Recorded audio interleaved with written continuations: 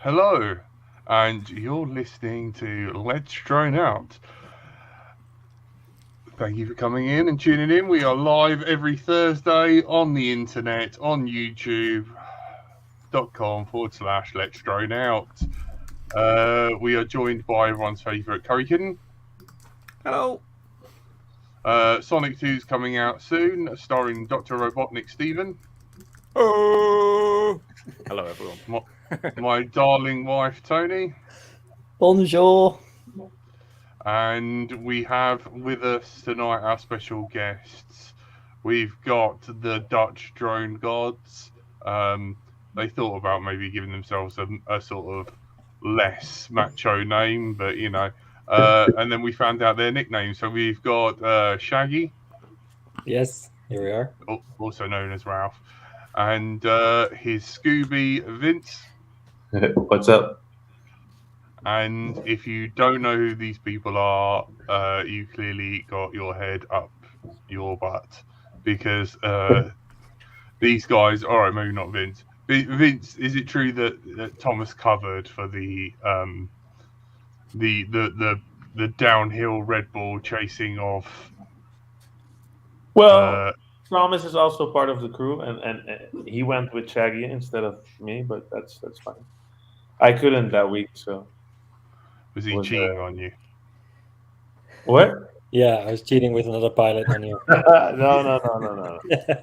Doesn't count if it's out we of know the country. Thomas for years as well, so. No, actually, Thomas is part of our crew basically since the beginning, as basically the third pilot. He's not full time; he's part time, but so he's definitely one of the gods for sure. Nice. Yep. Is it Nordic? Is there a couple of you? Have you each got your own ability? Yeah, our own superpower. Yeah. No, we all can fly good. That's basically So when you get to the course and you've got this amazing, like, once in a lifetime flight that you're going to do you flip a coin or rock paper scissors? What do you do? Yeah, it's hard to tell beforehand which one is going to be the life-changing run. Exactly. So basically, when it comes in, we just see who's available, who's got time, who's got other cool stuff already planned, and then it could be a coin toss, but usually we figure it out. Without. And it's also who really wants to do it. Like sometimes you'll have these bike things, which Shaggy also does mountain biking. Yeah. And he's like, I want to do the bike things. Well, I'm like, go for it, you know. So it's also like just talk about it and see who wants to do what, and just yeah, exactly. decide And like that. Vince loves surfing, so there's a surfing gig coming up maybe. So then Vince will get that for sure. Yeah. So, but we've got so much cool stuff going on and coming in that it's like easy to just say, oh, you do that one, I'll do this one, and sometimes it's just even easy to say no. I won't do anything. I'm just too much. So, yeah, I mean, you started off by saying, no, we don't have superpowers. Oh, we just, see what happens. And you're like, no, he's a bike. He does all the bike stuff. And I'm the surf guy, I do the surf stuff. And we've got another guy. He does supermarket openings and, We do that as well. No problem. Do it all. So what drone did you fly doing this Red Bull gig? This was our sub 250 setup. It's our own design. I have it behind me now. Ooh. It's called the God mode. It's like a Naked Hero 10 little Cinewhoop with open duct design, very similar to the QAV-C. It's just a bit more customized for our needs, a bit more sleek, but basically flies very similar.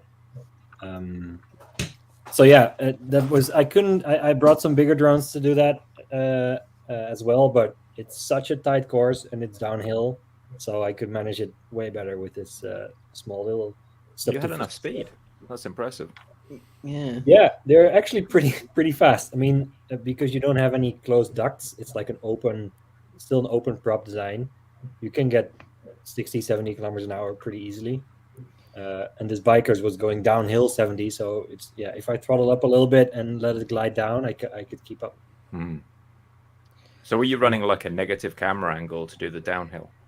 No, it was pretty much on zero. The problem was that there were very steep sections where he was going very slow, so I had to really brake. I could have used like -15 for that part, And then for the full speed open road, it would have been better to have like plus 15. So I ended up having like 0 cam tilt, just so I had pretty decent framing on all of those sections. And it's downhill anyway, so you don't need any up tilt to go fast. So yeah, that ended up working pretty well. Yeah, it's very hard to judge mountain biking especially when they're slowing down and then they speed up, and you've got to get on it straight away. Yeah, exactly. Yeah. A normal cine would have been absolutely horrible, I reckon, to follow that. Yeah, anything with closed like actual ducts is really horrible for chasing. You can do slow indoor cinematic stuff, but as soon as you hit speed, it's a very exposed hillside as well. There could have been wind. Would have been. It was super windy, especially towards the end when we did the shot during the day. It got windier and windier. I actually barely could fly this thing up because we're flying it from down up to the starting position, and it was almost blowing back out to sea. But then when you get low into those streets, it kind of works because you're kind of sheltered from the most gusts. We're still making it a bit hard, but yeah, as long as you're like down between the buildings and between the trees, then the wind is fine. It's very impressive. How long was the run? I think the full take is like 2.5 minutes. That's a long way. That's a long way. It's not. We do more or longer one takes sometimes, but not as action packed as this. Where like every 10 seconds, there's like 3 difficult moves to do over those 2.5 minutes. So yeah, definitely the most complex one. For any of those who aren't watching, I'm wondering, do you have rights to the footage? Could we show a bit here without you copy striking us, or how does that go? Red Bull owns the footage, I think. You can probably show it, and it won't be such a. I'm not sure if Red Bull's on top of that. I was going to ask. Yeah, it's called fair use. It's not a problem. This is fair use, as long as you don't show the whole video and just snippets. And we're talking about it. I mean, that makes it original content, no? If you talk about the footage while playing. I just thought it might be neat so people can contextualize it and see, what the situation is, because it was kind of unique. Let me get my second monitor working. Hang on, I've just turned talk amongst yourselves. So, how did you get to fly so far? Did you use any kind of repeaters or anything like that? I mean, yeah, as we kind of show in the video, it's explained a little bit. At least the longer video on the full Red Bull channel, it goes into depth on how we did the shot and how we got the signal to work. Basically, Crossfire we just blasted on 2 watts, like with the directional antenna. Yes. That worked out fine because Crossfire is magic. But then the video was a problem, so we had to do we have a Mavic on the top with like an analog video repeater system that's relaying it back to us. So the drone on the top always has line of sight to the drone. This bit looks sketchy when you go through the house. Yeah. That was the most difficult part because it turned out that there was a cameraman there, and he turned on a 5.8 gigahertz transmitter. Oh god! So right when I went into the house, the screen turns black completely for 2 seconds, and every time on the same spot. So I kind of knew it was happening, and we only realized afterwards that we were, that someone turned on a transmitter. So it was too late to call and tell someone to turn it off. It's epic. It's epic watching this, isn't it? It's so good. I bet you were nervous flying it, weren't you? How many takes did you have? The problem was that they only built the full course on the day, and they only closed the course when they started practice. Right. So I did a few little sections beforehand, but then on the day itself, I did only 3 full runs with the whole drone. So I got to practice the section. We walked the track, so I knew exactly what they're going to do. But I had a very short period of time to put it all together and estimate the speed on every part. Yeah, I mean, you've got something to follow, so you've got that always in shot. So that's not so bad. Yeah. But that you've got to remember some bits like lines there. You've got to keep low there. You've got to go through that. it's like racing, isn't it? Remembering a track, but this is like 2.5 minutes track. Yeah, and actually, and all of this looks. Sorry, I was to say all of this looks pretty tricky in terms when you're down low and you can just see buildings either end. Yeah. I'm just thinking RF wise, that's got to be nailed the problems. ending there. That was cool. Yeah, the land exactly. on the hand. That was perfect. But this is why we had the Mavic on the top. It received the video, and then the Mavic is relaying it back to me. I always have line of sight to the Mavic, and the Mavic has line of sight to the drone from the top always. So that's how we got the signal to work in between all those buildings. And so you're flying analog, I take it. Yeah, exactly, flying analog. So all the comments on YouTube were like, "Why didn't you fly digital?" Well, I can make a relay system. I was one of those guys. I was wondering if that would have helped, or that would have just crapped out on you halfway down. Yeah, because there's no way to build a repeater system for DJI because it's like a closed source system. On analog, you can tinker whatever you want. That's how we were able to make the repeater. On a direct signal from our rooftop, it wouldn't have been possible with any kind of system. How many kilometers was the bottom from your position? From our standing position where I was standing on the roof, I think we were standing like a few hundred meters from the bottom, but more than a kilometer from the top. So I was pretty far down the bottom, a little bit down the side. So you were actually at the bottom. I thought you were at the top of the course to get the best view, but you're actually at the bottom. Closer to the bottom and the side, a little bit to the side of the hill, and then on top of a house. So basically we had line of sight to most of the track, at least roughly, and then it's just the buildings in between that we needed to have a repeater for. Did you get given that location, or do you spend the morning like running around with a ladder asking people if you can get on their roofs? Kind of. We started doing that during the week. It's a funny story because we thought of all these positions based on Google Maps, like, okay, where do we have the best range? Where do we have most line of sight? We picked like 4 buildings, and we started, or the people from Red Bull, the local guys that they knew, they started asking if we could get up there. And then we arrived there, and we checked into our hotel. We went to the restaurant next doors on like a roof, and we were looking at the course, like, oh, where is the drone? Oh yeah, it's from there to there. And then suddenly we realized, wait, the place we're standing now is the best position of all of the options. So just by accident, by the hotel that they booked for us, just that was available, happened to be the best location. And the rooftop was empty and available. It took some effort to get the keys because get them to bring you sandwiches up. Easy life. Yeah, exactly. So actually, my hotel room is right below where I was sitting. Nice. So a couple of questions about the repeater, because I presume what you're doing is you're broadcasting from your quad that's flying on one frequency up to the Mavic, and then that's repeating on a different frequency, so you're not getting 2 signals at once. But we also got a problem from Audio Geck, who said, how bad was the latency when you used the repeater? Because presumably you've got a bit of latency because you're going from one thing and then bouncing to another. Is there anything you noticed there? Yeah, we tried that during testing as well, how the latency was, but it's not noticeable at all. It's still less latency than DJI direct signal, for example. So because analog is such a fast protocol, it's just, it's a few milliseconds plus a few milliseconds for both ways, and then it's still like 6 millisecond probably or something. So not noticeable at all. So the Mavic was just sitting midway? No, the Mavic was actually following us. So you programmed it to fly slowly? No, there was Miles, a pilot from the Red Bull media team, Cut Media. He was flying the Mavic himself. He was basically starting right on the top where we were starting, facing the hill and flying backwards with his camera like pointed down like 45 degrees or something.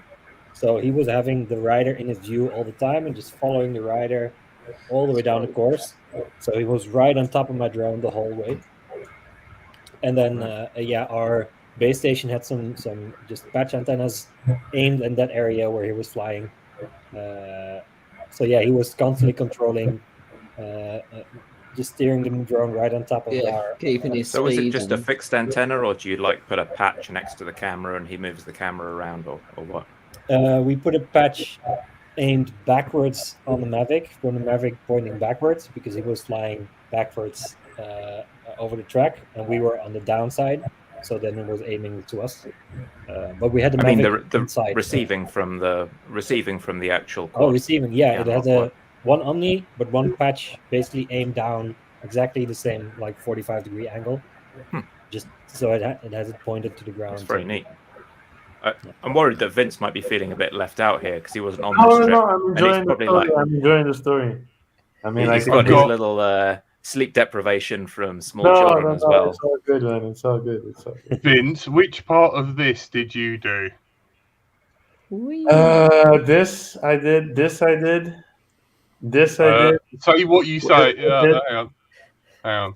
Right. Were you tempted to tap that guy in the nuts when you flew underneath him? Just to. This Ralph did, by the way, and this one I did F1 car. That's cool. So this is an F1 car inside a trailer. Yeah, it was being a truck. And this was for live TV. This was one of our most famous shots in the Netherlands. We got a lot of attention because of this, because it was a live shot on TV for 5 minutes. Dead stick. And this was for Horizon Hobby in Germany. So you with airplanes for Air Meet Live. This was for smoke. This is Ralph again. Look at that! That's incredible. Wait. This is Ralph. You've done all the cool stuff. Chasing a BMW banana This is car. Thomas. This is Ralph. What was the bicycles with umbrellas? That was a curious one in the middle. No, this was for a lottery thing called Koning Toto in the Netherlands or something. Yeah, and they're supposed to represent the different countries on scooters, I guess. They're flags, aren't they, rather than umbrellas? Oh yeah, flags. Yeah. If you're listening to this podcast just audio and you want to see this is the Dutch Drone Gods. What is it called? The Real FPV Drone Showreel 2021. Yeah, and there's a bit of everything in there. Yeah, some older shots. We've got a lot of new cool shots, but these are also good. That's incredible. This is Ralph. Basically, it's 50-50 most of the time. Like some shots are mine, some shots are Vince's. Me. It's just a mix of. Yeah, we just try to. This is me. We have so much work and so much cool. Were they playing DJ decks? That tracking shot. They just showed a theme park, one of those rides that shoots you up in the air, and you're somehow managing to track it. That's got to be really difficult. Do you have to practice a lot to get the speed right? You're just doing a punch out.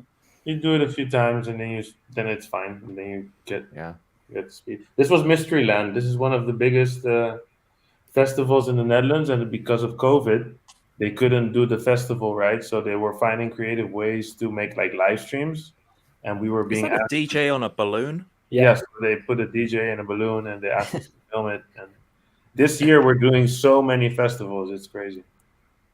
Wow. And then there was someone dancing erratically in what I can only describe as a bathrobe.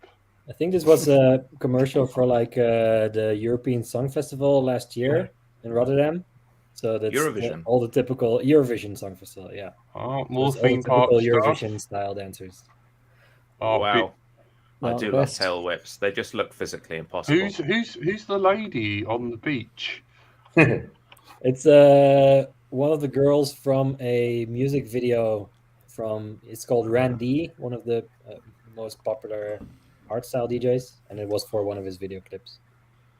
Volleyball, rock climbing, skating in a shopping mall. So it looked like some kind of speed cheese collecting event. Yeah. A supermarket sweep. Yeah. But on rollerblades. Yeah, it's such a weird mix of footage because it's just snippets that look the coolest in a row, basicly. Yeah. We've got like so much more footage now than this. Yeah. How did the drone not fall out the sky? Fall out from the lady diving because the camera's soaked? Goating. Yeah, we usually conformal code all of our electronics, so if we get splashes during shots, then they don't just fall out of the sky. They're not fully waterproof, but at least mainly splash proof. Yeah. So that's just a regular conformal coating on everything, then. Yeah, exactly. Yeah. So I suppose a big question, and one we like to ask all guests is, when did you start flying, and then how did it transition into doing this sort of work, which looks absolutely awesome fun? Yeah. Yeah, we both started just with drone racing competitions, just for fun, just as a hobby next to our jobs. In like 2000, I think me was 2015. I think you started 1 or 2 years earlier, Vince. Yeah, I started 2013 with RC planes, and I put FPV on the planes and with the goggles and stuff. And then I started to figure out there were drones, and then I met up with Ralph coincidentally for our my first FPV race. That was in Groningen, and that was in 2015, I think. Yeah, I think so. When we started racing, and we raced as a hobby, I think, till 2020. Serious. Yeah, I think for both of us, it turned just from a hobby to like kind of a profession, or professionally for me in DRL, and for Vince DCL and DR1. Yeah, DR1. And we actually both raced in DCL for Team IRC in, I think, 2018 or something. And we won the first race in Romania. Yeah, first race we won it, and we were both in the same team. We knew each other already from some races, but then after that it kind of got serious for both of us. So that got you the exposure to like video editing production houses and things. No. Exactly, the real filming started when COVID came, because right before COVID we kind of had this idea. Then COVID came and everything shut down, and then people wanted creative ways to film with no people around, and I think that's when we started doing the festivals, right? Then it went really big, but we started before that already. So I think 2018 I was starting to do DRL in the US. Yeah, but that's racing. That's racing, and then you did DR1, but that's what got us the exposure and basically also some of the skills, I think, because DRL racing, you have a few thousand people watching or cameras in your face. And it's a big, heavy quad as well. It's a big, heavy quad, but you're battling for the lead, and if you crash, you're out of the whole event. So that's kind of learning how to deal with the pressure. And when we started doing like transitioning from that into cinematics, basically those skills already helped. So was the transition something you initiated, or were people coming to you saying, we need pilots because very few people do FPV, we need someone to fly this camera? Basically, it started just it's a mix, but we just as the racing, we started doing it for fun, and then there's a wakeboarding facility next to my place, and I wanted to go film, so I asked them, can I film? We made an edit that got some traction online, and then people asked me, can you do something like that for us? And then the ball starts rolling, you do another gig that also has some attention online, and then the ball just starts rolling and everything gets bigger and bigger. Yeah, it feels like there's a lack of that type of company around Europe. There's a ton of it around Hollywood, but we hear about all these people doing Hollywood movies and car shoots over in America, but very few people break the news doing this stuff around Europe. I think because all the big movies and stuff that have the big budgets are made in America, well, most of it. And here in Europe, we have a lot of work.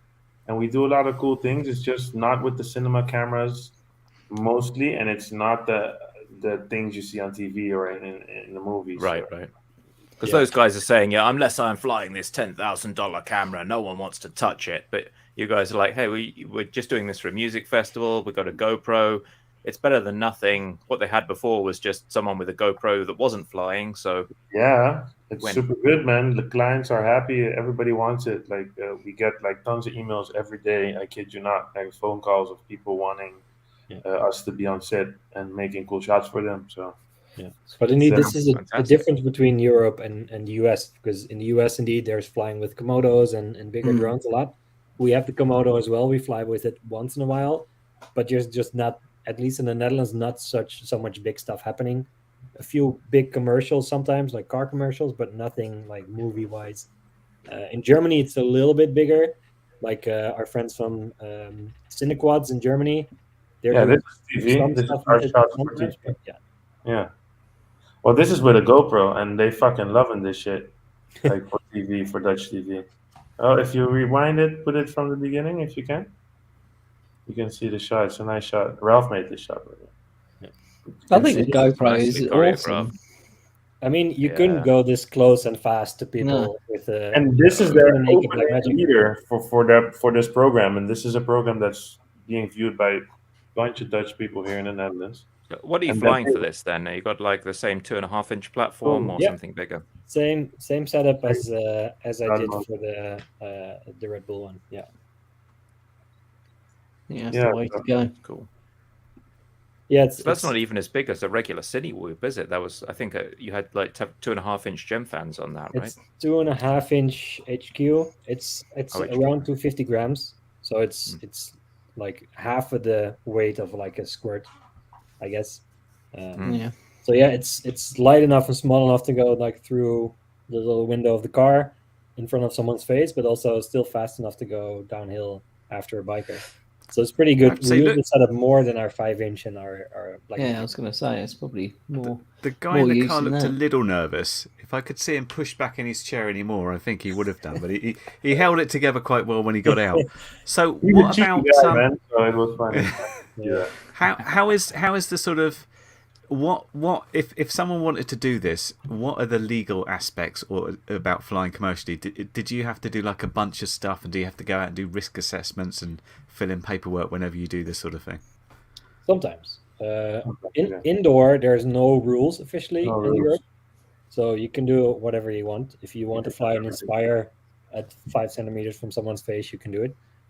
I wouldn't recommend it, but when we fly outside, like inside a no-fly zone of an airport, you need to do a whole flight plan risk assessment, officially do a no time on the airports and everything. But so it differs, yeah. Well, we've got people for that. Yeah.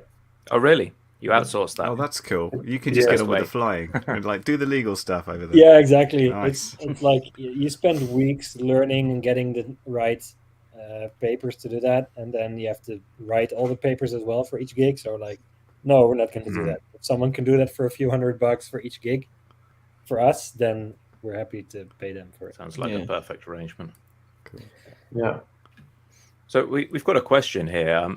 Our viewers have noticed that, having just watched Eurovision and perhaps even remembered some of it after a little bit of drinking, I'm sure, that this year's mascot was in fact a drone, and there was a bunch of FPV stuff sort of littered through. Obviously, there was a lot of cinematic stuff showing beautiful countryside, but there was a fair bit of flying action. Do you know who did that? You mentioned you'd done some of it in the past. No, I didn't do this. We didn't do this one.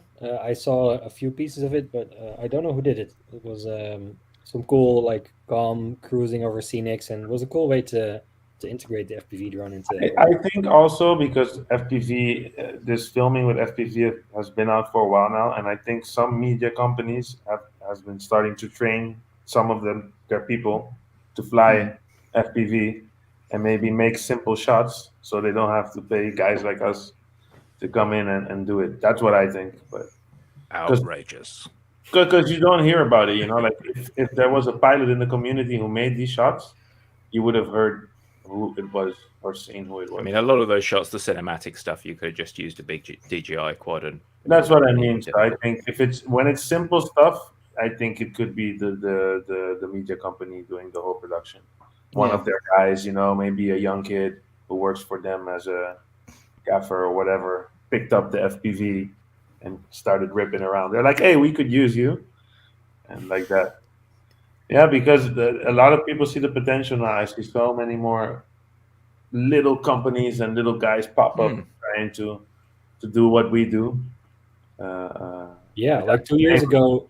2 years ago, we knew like the 5 pilots who did this. We knew personally, and then now it's so big. We see like some cinematic stuff coming out nearby. That's like, oh, that's not bad. And I don't even know who that is. So it's getting bigger and bigger. Who's lighting something there? I'm sorry. When we get a donation, light fireworks when we get a donation, but lack of fireworks. So Jack's invented something, and apparently there's a fireworks supply problem due to some sort of to... shortage in Japan. So I didn't know about this. I thought he was setting his house on fire. Well, that's not happened. He has lost a couple of keys on his keyboard. Yeah, and a couple of eyebrows. But we've got a question in the donation as well from Win, who says, "What would you say is your go-to craft?" You've talked about that little 2.5-inch Whoop that you seem to be using a lot. Is that it? Thanks, Win. Yeah, that's what we use the most for sure, because it's such versatile thing. As soon as you get closer to people, or it's like a little bit of a smaller setting, you can use this for anything from very close combat stuff to chasing a mountain biker if it's too tight to put the 5-inch up. So that's so a very. Is it your own frame design, or is that something people could buy themselves? This is our own frame design. It's called the God mode, which makes sense. Nice. It comes from us. So you can buy this at, I think the frame is at TBS shop now as well, and also droneshop.nl in the Netherlands. And you can buy a pre-built one there if you want. Cool. And the motors, what you got, like 1404, something like yes, this is a 1207 the RCM power. So that's actually pretty big for such a small 2.5 inch. It's a good stator.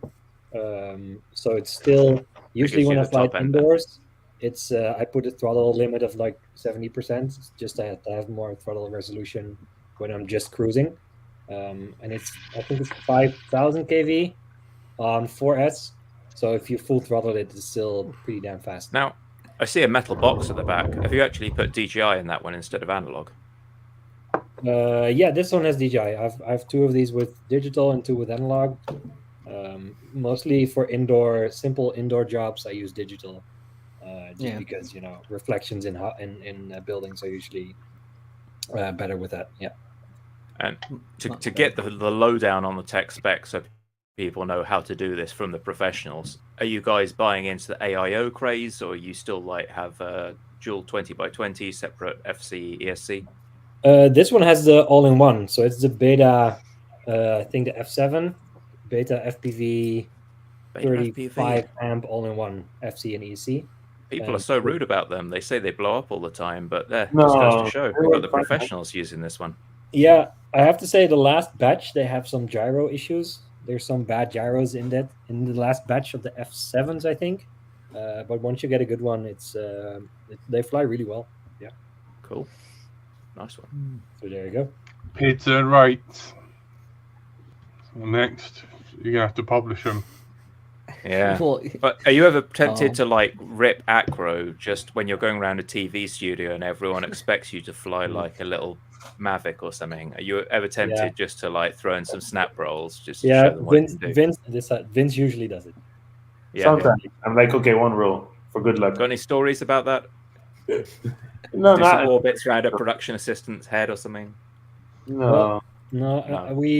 I had one accident once with this one where we did an indoor tour for a school, also with the same drone, and the whole floor was supposed to be locked off for people that are not in place by us.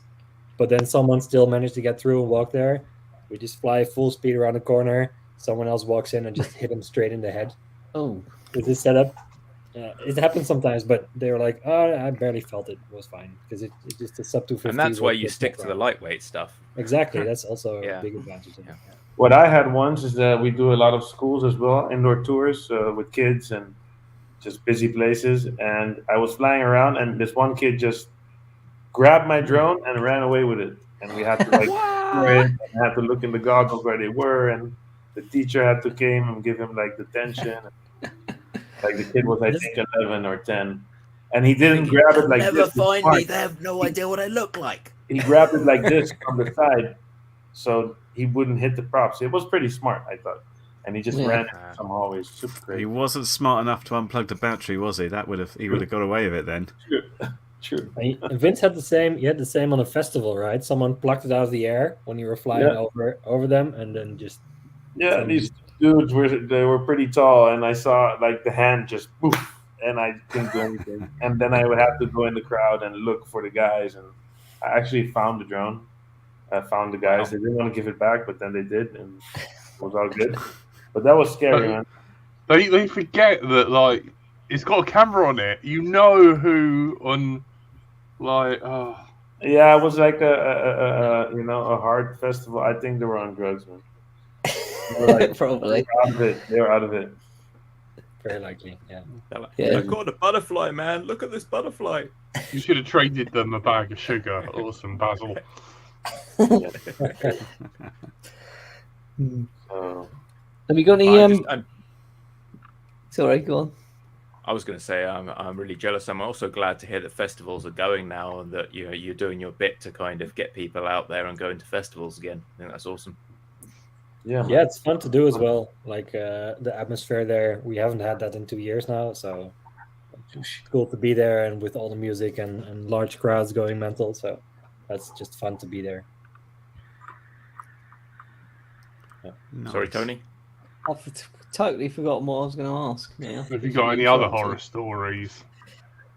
No, not a lot of horror stories. Most of the times, everything goes well. Yeah. I don't know. No. Yeah, well, losing shit. I mean, I lost. You know what the whole hype is, right? The big cinematic drones with Le Pigeon, they're called, with the naked black magic. And nice drone. It's a nice drone. And I was on Aruba a few months back. I was chasing a kite surfer. And, no, a foil. How do you say windsurf?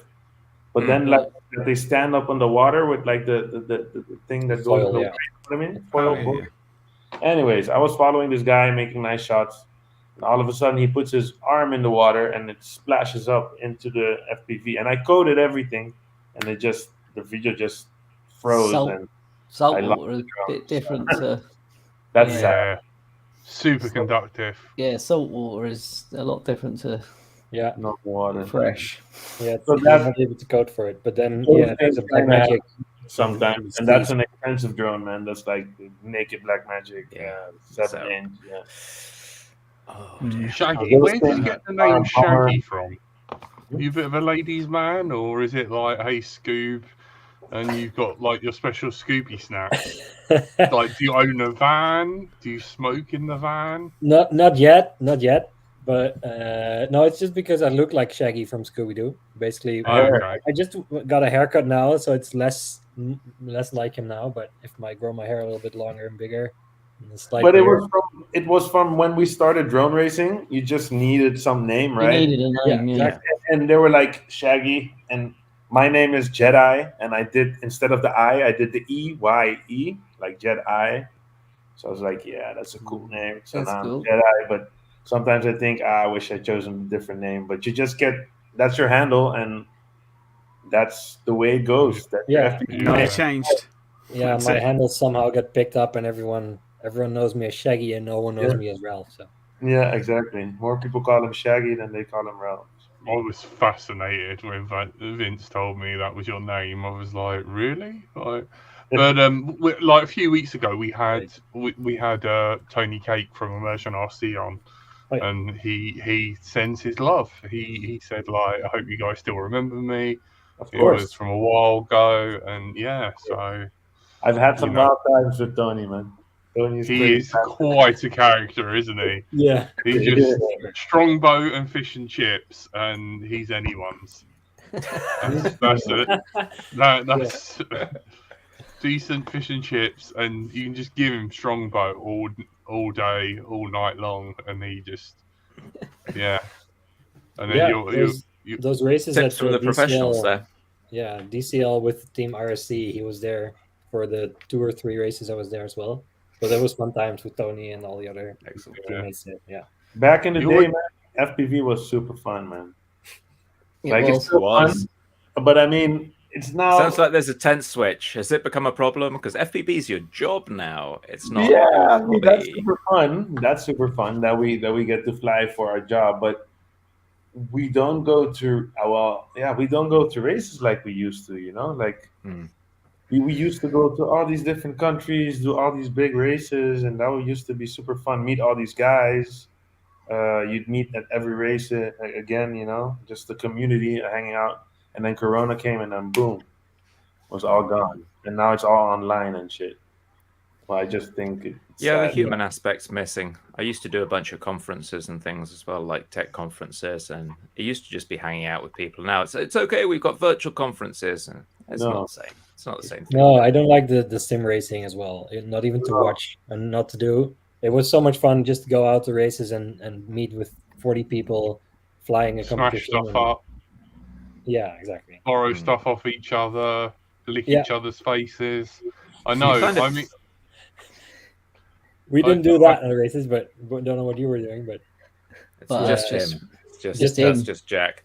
Yeah, so now you know what to look out for if you ever meet Jack in person. Yeah, like, just keep away. Keep my distance. Oh, just yeah, a they call circle you of the Shaggy. perimeter. I'll hump your leg. Like Give an it half a Scooby. chance. Yeah. No. But yeah, it's picking up again a little bit in the Netherlands now. Just the fun races on grass fields, and I'm planning to join a little bit, but then our schedule fills up again. It's also a lot of fun, but yeah, sometimes it's cool to go racing again a little bit, just for a fun afternoon with a whole crew of people. Yeah. I don't know if we've I got could a race again news angle. after 2 years out. 5-inch Yeah, drone. I did practice a little bit in between, just with a few friends. So I think Hmm. I can keep up with like the top 5 in the Netherlands, maybe. But we'll see. I wouldn't. I'd be All slow about old man. consistency. I'm the slow So- old guy now. Someone's asking us what your take is on the latest Fat Shocks, and are you guys going to slap down your money because you're professionals? You can probably write it off as a business expense, right? It's a write-off. Let's go. Yeah, I think we're gonna like when it's out, because I think it's still gonna take some time. I think we'll get a pair to see what it does. But if it's not a difference and we don't have an advantage, I think I'll stick to DJI. But I need to try the goggles, see how they feel, see if the system. Maybe we can repeat with that system. That would be nice. Have you tried doing the repeater on HD0? No, we have. I haven't tried HD0. You, Ralph? No, I haven't tried either. No. Good work. Yeah, no, there's lots of hypes always going on in FPV, and there's one every month. And in cinematics, you want to have something that you rely on. You need to get used to it a little bit, so you cannot jump on every hype train that you want. So sometimes we pick one, like the naked Black Magics. We were on that right away, and then something like this, we're like, okay, we'll see how this goes, what people think. We'll try it from someone, and then see for the next 2 firmware updates how it's getting. And if we get a real advantage from it, we feel like, then we'll get into it for sure. But yeah, on this one, we're a bit slow, I think, to get into that. Yeah, I was impressed you were quite calm talking about it, because whenever you say the Black Magic, we'll get straight onto that, because I thought you were going to say, and then we got the Black Magic, and then Vince crashed it into the sea, so we'll not talk about that anymore. No, we have like a bunch of them, man. The Black Magic. That's all right. I think we have We've 5 gotta get a naked Vince Black proof. Magics now. So Wow. Yeah, we're fine. They're a company, man. They've got like insurance policies and things. Yeah, but my car's insured, but whenever someone crashes it, I still get quite upset about it. It's like, what are you doing? No, I tried to not get upset. In all those years that I've been flying, man, you just lose drones. And Stuff happens. Mistakes happen all the time, don't they? Yeah. So, I mean, if it happens every weekend that you lose something, then something's wrong. you're fired. Yeah. Shit goes fucked up. But cinematics is luckily it's not like racing. Like No. with racing, you crash every 3 heats, but in cinematics, like an expensive crash happens very rarely. Like this example with Vince with the foil surfer, that was the only Black Magic we actually lost in like 1.5 years. So yeah, it's pretty good. You stay under your limit most of the time. And did you get it back, or did the sea just keep it? No, I was like, it's gone. I'm not gonna waste my days going to search, because you have a dead drone. The frame you can use. I could probably get the shots of the card. Yeah, but I wonder if it's worth getting, because the Yanks, like they got like the whole Alabama, and they go gator hunting, like shooting the fucking crocodiles and shit. They've got like a little device that you strap to your gun, and if you drop it in water, it detects the water and then blows up this balloon, and it will float back. And the foil surfers, the foil surfer's already there. You can be like, mate, on your next run, go grab that yellow thing. Yeah, the getter back. I used to have one, and I put it on a drone like every time, and then nothing happened, and then I lost it. Oh, yeah, maybe it's worth getting. Something happens like this, and then you don't have it on. So. Yeah, it's like the last battery, or when you don't put it on, that it happens. Always. I wasn't even recording DVR, man. I was like, those times you're like, should I record DVR? Yeah. it'll probably be fine. And they're then quite they're quite popular with dive people.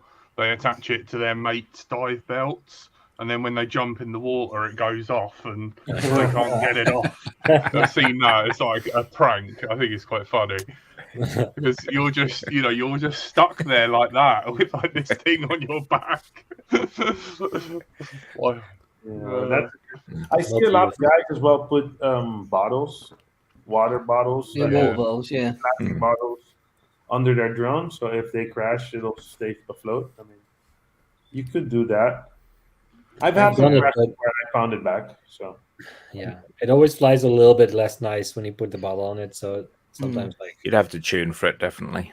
Yeah, but like probably worth the risk just to get a better shot. Do you guys are you Betaflight all the way, or are you gonna put iNav on there to be a bit paranoid and get it back? Betaflight, always. Betaflight, yes. Yeah. We don't put GPS, nothing, man. I noticed in 4.4 they're actually talking about doing altitude hold. So when you lose signal, instead of it like trying to fly back and not realizing there's a wall between you and it, or the tunnel ceiling or something, it'll just be like zoop and stay there and just hover. So long as you've got a barometer. It's a good feature to have, for sure. It's just I do have to return to home on Betaflight on one or two of my drones. Like I think one of the Blackmagics and one 5-inch. So just in some situations where I know I'm like flying next to a cell phone tower where I know there's a big chance my crossfire might blow out, then I might use that. But yeah, it can be a good feature to have that just if you're in a very risky situation or just over water and something does happen, then it at least flies back, kind of. And then you guys said you weren't using the Blackmagic all the time, but these guys in Hollywood with their like $20,000 cameras, they're all flying Betaflight, and they're just like, meh, see what happens. Yeah, yeah, we fly our Komodo without GPS as well, I think. Yeah, no, it has GPS, but sometimes it takes like 3 minutes to lock on GPS. Oh yeah, and you don't always have the time for that. So like, okay, let's just. You guys are brave. Should get a warm up, separate power supply for it, so you can switch it on earlier. Hobbyists worry about losing like 100 euros of kit, but you guys are just like. Well, you can factor losses into the prices. Nowadays, yeah. Now and also, it's so good, the gear is so good, it doesn't really fail so often,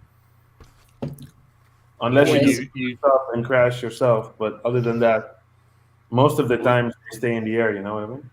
Yeah. There's some idiot that will like turn on like a 5 gigahertz transmitter or turn on something and just blast. That's what happened the other day. We were filming as well, and somebody turned on the Mavic next to me, and boom, DJI gone, fucking crashed. Broke the drone. Yeah, it does happen. Yeah, but yeah, otherwise, cinematics is still different from freestyle or racing. You're always below your limit. You don't want to crash because you're flying for a client, so you're staying below your limit all the time. And when you do something really risky and you see it's going wrong, you just bail and try to do it again. You don't crash very often. It's really exceptional when either something technical happens, very rarely, that makes you crash, or sometimes you make a little mistake, but it's very rare. So still, if I'm flying the Komodo, I'm pretty certain that nothing's going to happen. And you have the 8 motors on the Sicario, so if one motor or prop fails, it'll still fly. Yeah. So we've got a question from Caroline Tyler here, who I think wants to know if you get naked. Specifically the Blackmagic and GoPros. Do you do that yourself, or you just buy that? Oh yeah. Yeah, no, we sometimes we do it ourselves. Sometimes we have a friend of ours, Bas van Hill, Sniper X. He does some of our nakedization, as she says it. And we did some GoPros ourselves, but then now the latest ones we got from Kim Tang, like the guy from China who does all these naked cameras and just pre-builds them and sells them. They're really good. So then usually it's like, it's worth just paying a little bit more and not having to spend a whole evening making a GoPro. Someone who does like 20 a day and they're an expert. Exactly, and they have the last version of the PDB and all the new tracks, so then you're up to date with that. So are you all tempted by the GoPro Bone, the 10 version, or is it too heavy for you? I would love to have it, but they don't sell it here in Europe. Yeah, we're second-class citizens in Europe. You'll have to grab some next time you're in America. Yeah, I really don't know why they did that. Well, it's because we're not allowed to have hot things. Says DJI. We can only count up to 868 and not 915. Well, Tony, anyway. We might hurt ourselves. We're not allowed locking flick knives or anything. Yeah, it would be nice to try drones, the bones. I mean, it's twice as heavy as a normal naked. A normal naked is around 30, and I heard the bones is at 60 grams. Yeah, so it's a big bump from the naked 9s and 8s. Yeah, it's a bit heavy for our God mode, but I think if you put it on a 5-inch where you would normally put a full-size GoPro, and now you put the bones, that's a good thing to do. I would love to get them to try that. I started flying all my 5-inch drones also with the naked GoPro now, which flies really nice. You don't have to worry about the battery. You just start it on a switch. It's super light. But then on a 5-inch, if you start doing a little bit riskier stuff, it's nice to have the bones on there. The 30 grams doesn't matter much, but then you have the replacement service. You have it a bit more sturdy. So I would love to have it for that if they sold it here. Yeah, I wondered if that was factored in, because they seem very keen to sell this in the US, where I think they've got a bigger addressable market and they've got lots of people buying into that replacement service, whereas in Europe, I think maybe fewer people do that. Yeah, maybe. I do it though. I mean, even using them mountain biking on your helmet was so much lighter. I went out mountain biking the other day and I put a pole and a Hero 10 facing me, and I had a sore neck after a 2.5 minute run. So having something smaller on the end leverage. And if anybody's tried, if you look at all GoPros like promo shots when they do the skiing stuff, when I ski and I put it at the end of my pole and you hold it out there, and last time I did this was only with a GoPro 7, the amount of pressure you then have on your wrist, because it's weighing so much, it's like, just get me something lighter. That would be nicer. You just have I thought you were talking about your Open HD setup, Curry, like doing your neck exercises. That would be super heavy. What were you going to say, Ralph?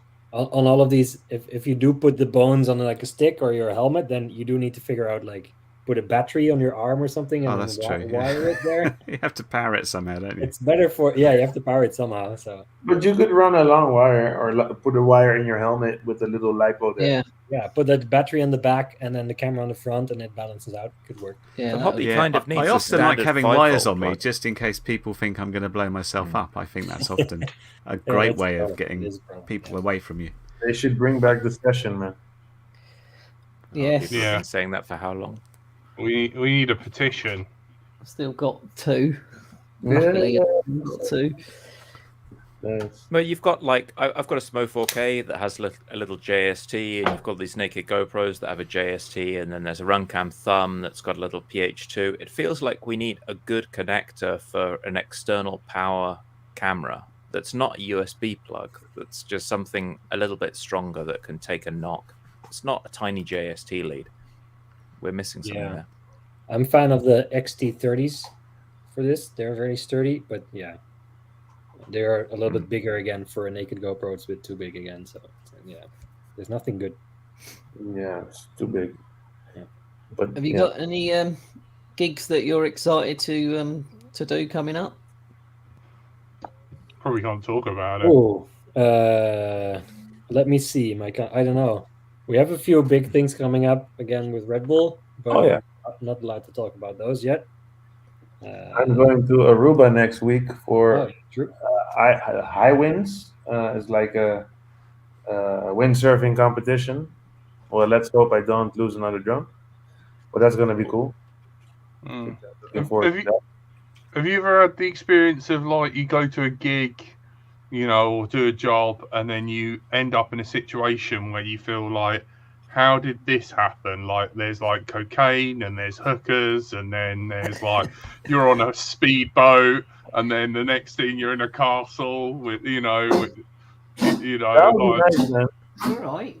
I'd like to play like that. Surrounded by people with guns, because like you sound like you're in that sort of industry where, you know. And he's still got the goggles on. All this crap's happening around him. He's like, "Can I land and take the goggles off yet?"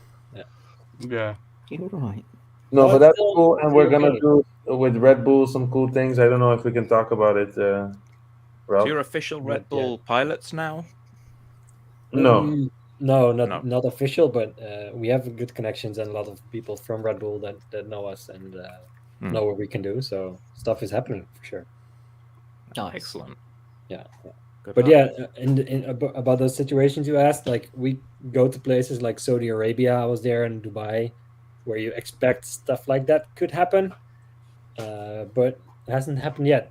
Like usually there's a crew around us with safety guys and security and everything. Yeah. So no guns. Mate, if that ever happens, I expect you guys to like message me and be like, "Yo, that happened." Can we do another live stream and talk about that? Yeah. Yeah. I know. Send help. These are my locations.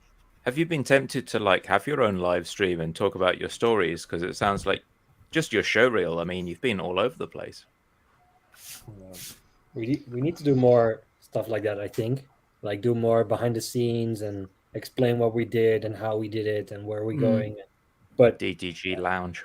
Yeah, trying to professionalize it, but all this time that we tried to do all this, we have too much to do, man. That's basically running a business at the same time. Yeah, it's tough to combine. We're kind of expanding now, so we have one guy, Dion. He's going to do some project management for us and producing stuff. So that takes some stuff out of our hands, and then hopefully soon we'll have some more time besides all the gigs that we can focus on that kind of stuff and do more behind the scenes. But yeah, I'm not the kind of person that does like vlogging and talks in front of the camera too often. Vince does it a bit more maybe, but yeah, once I'm on a gig and I need to fly, then I'm focused on that, and I just forget to film or do behind the scenes and stuff like that. And I'm always like, Ralph, let me film you. Let's put it on stories, man. B-roll, B-roll. Yeah, exactly. Behind the scenes, yeah. Yeah. Well, I know a guy. Though on our Instagram, so we've got the Dutch Drone Gods Instagram, which is growing day by day, and also because of the Chile shots, they did a collaboration post with us, Red Bull, and we got massive following because of that post, so that was nice.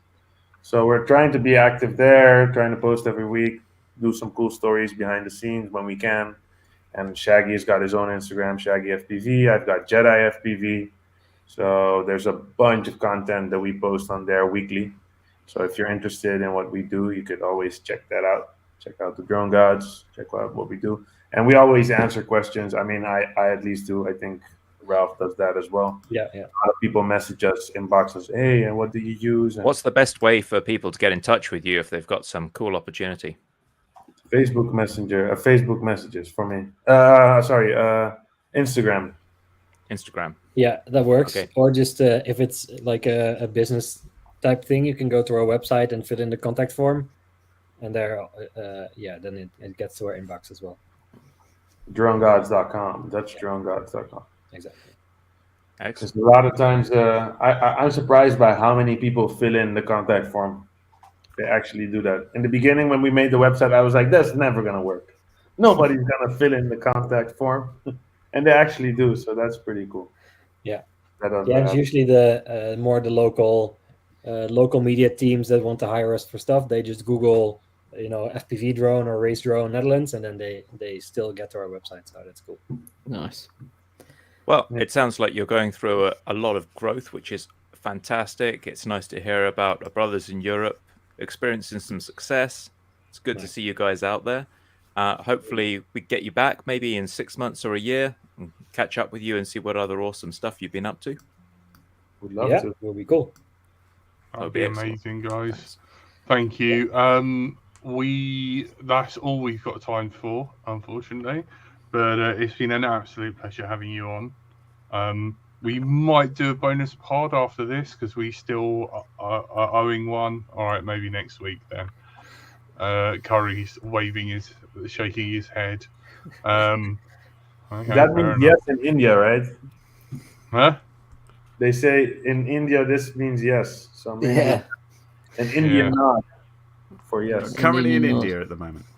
No. Yeah, Curry, you know. I was like, yeah. Don't be fooled by the name. He names all his cats after curry dip, like related things. It's weird. But like you said, Vince, once you get stuck with your handle, that's it. That's what you have now, and we can't you change it. can't get away Yeah. from it. Yeah. Thank you, Numbskull. Ah, Yeah. Thank you guys. Thank you guys for having us. It was nice. Thank you. Awesome. Wish you the best of luck. Thanks. It's been really cool having you. Oh yeah, thank Numbskull for the donation. That's Thanks, Numbskull. Yeah, thanks, Numbskull. You a legend.